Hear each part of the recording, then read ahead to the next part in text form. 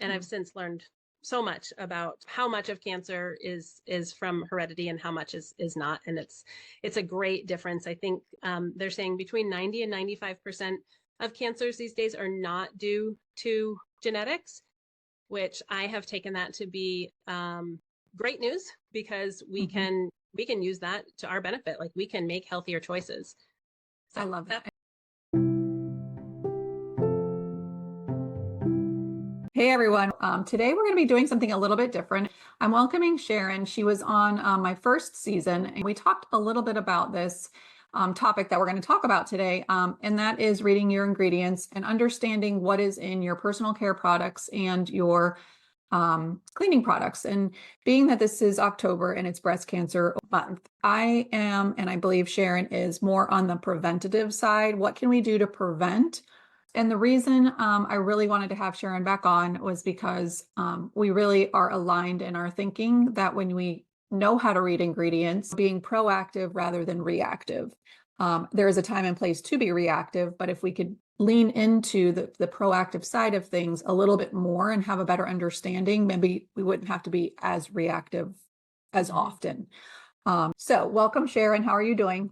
yeah, great. Thank you so much for having me here. I just want to put a plug for you, Robin, because for those of you who don't know where Robin is, she is in Florida. We're in the middle of Hurricane Milton, and she is dedicated to this and, recording throughout the aftermath. So, Hey, yeah, if you thank you have so the much for internet, having me. yeah, you have the internet, you have power, you keep going, right? Yeah. That's how Floridians work. So, Yeah. Sharon, for those of you who didn't listen to that episode, and if you haven't listened, you should go back. Sharon has a story just like everybody else. So I want you guys to get to know her a little bit before we dive into what we've put together for you. So how did you become an ingredient detective? Why? And why is it still an important part of your life? Yeah. So, the reason this came about for me was my mom had a cancer diagnosis. Now, this was back in 2009.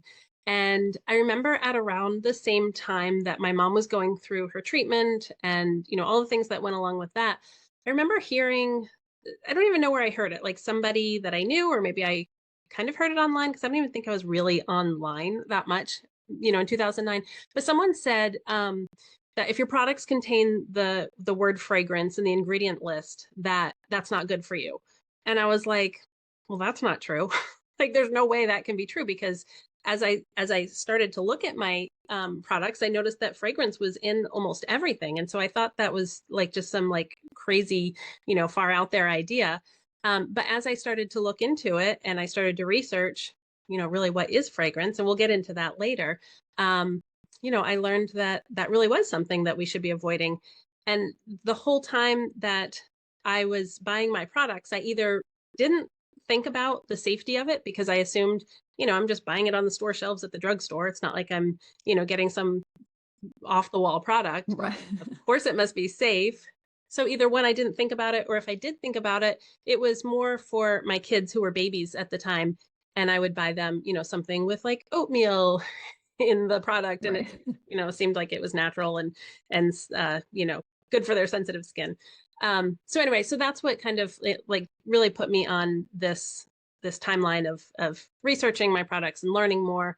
And the big thing with my mom's cancer diagnosis was that the doctors kept saying that it wasn't due to heredity. She didn't have it was kidney cancer. She didn't have kidney cancer in her parent, lineage. And they kept saying, you guys, as her kids, you don't have to worry about it either. And I'm like, well, where did it come from?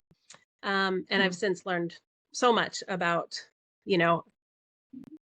how much of cancer is from heredity and how much is not. And it's a great difference. I think they're saying between 90 and 95% of cancers these days are not due to genetics, which I have taken that to be great news, because we can use that to our benefit. Like, we can make healthier choices.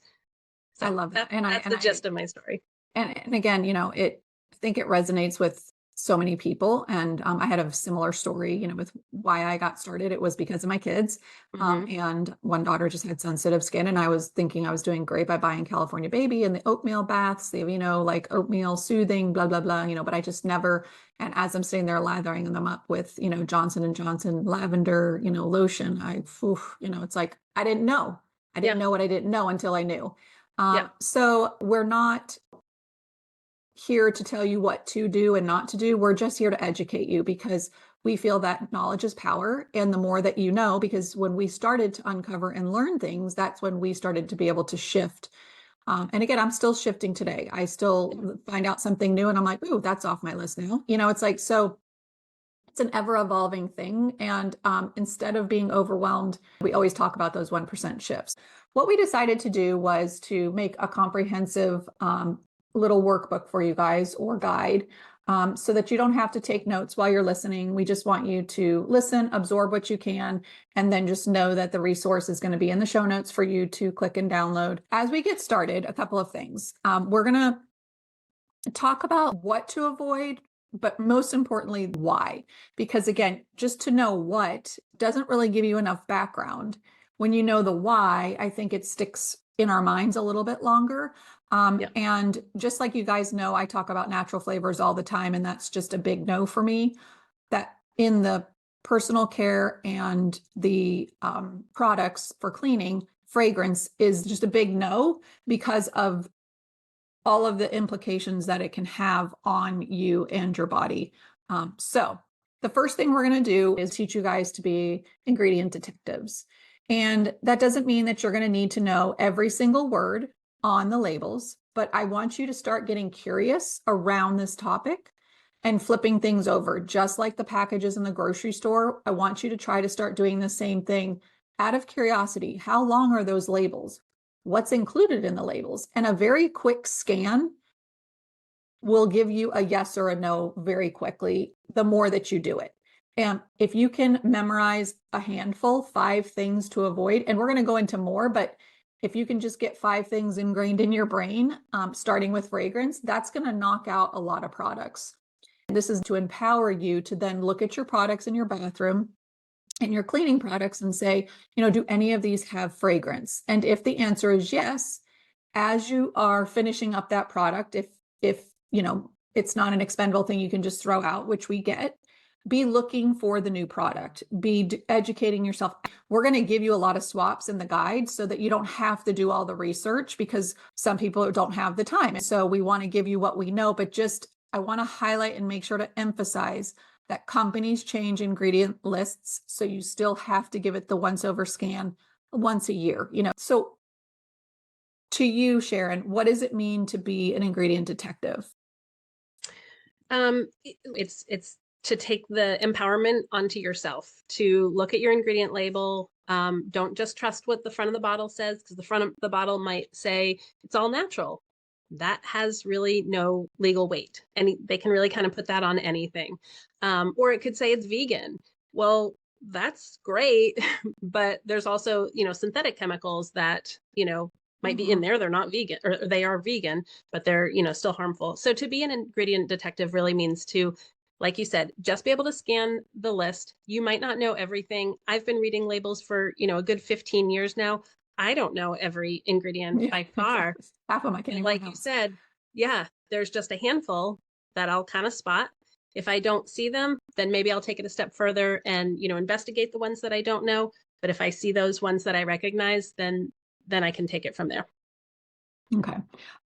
One of the things that Sharon just said that I just want to reiterate is that the marketing is so good.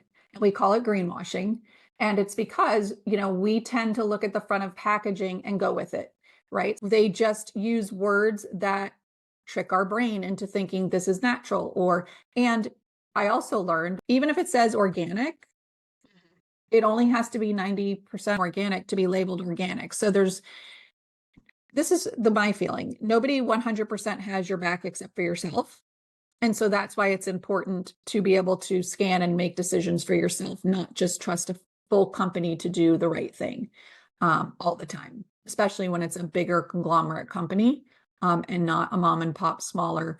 But again, even with the smaller, sometimes they get bought out. And there's nothing wrong with that. It's just that you as the consumer have to be more diligent at looking at the ingredients. The one thing that I've found after doing this for so many years is that it's not as overwhelming, and it's not as, I don't know, like I feel like in the beginning I was like, oh my goodness, I got to read all these labels and I don't know what all these these words mean, and it can kind of take over your life. And that's not good either. You don't need that kind of 100%. stress of like, oh my goodness, like you said, like, can I wash my hands at the grocery store, in their bathroom? Because I don't know. Like, yeah, just let it go, but do what you can. And then the more you do it, the more natural it comes to, look at the bottle. Okay, nope, I'm not going to buy that. But I'm going to be okay with the soap that's at the grocery store in their bathroom because I got to go to the bathroom and I got to wash my hands. I know with what I'm using at home is safe. And so that's going to overcome, the little bit that you're doing elsewhere. So I just want to stress that, don't let it take over, because that internal stress and anxiety of, going down the rabbit hole isn't good for you either.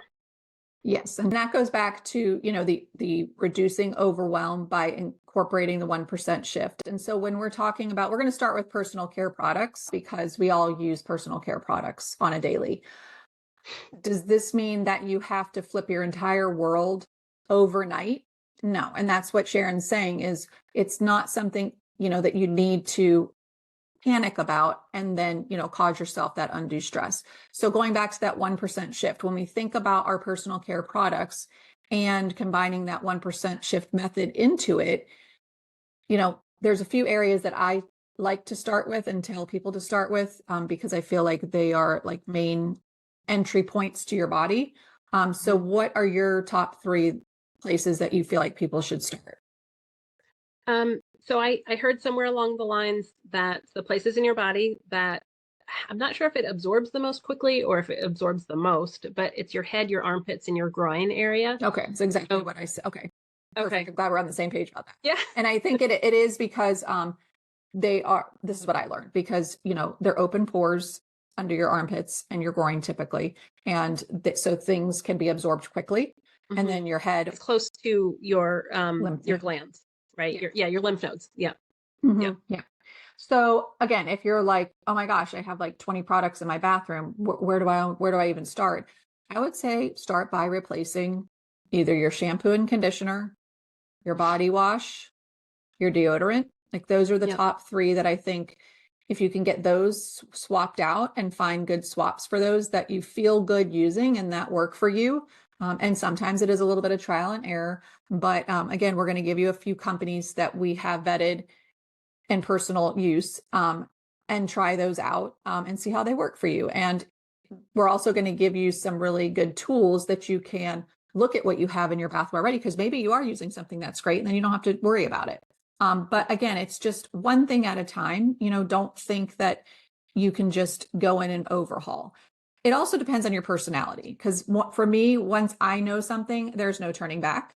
And again, so if you are that person that's just like, give me a one-stop shop and let me just do it all at once so I don't have to think about it, we have those options too, because again, sometimes just to take the overwhelm away to get started. And then as you take those steps along your journey, you'll naturally just find things. And, when Sharon was saying about the overwhelm, everything we do already is a habit. And it's just an innate thing. We get up, we brush our teeth. Well, you're already, brushing your teeth every day. So if you just swap out your toothpaste, you're not really adding anything to your life. You're just making a simple brand swap and then seeing how you like it. So again, it's shifting your mindset to that, from this is overwhelming to this is empowering. Wow, look what I get to choose. I get to choose better for myself and my family.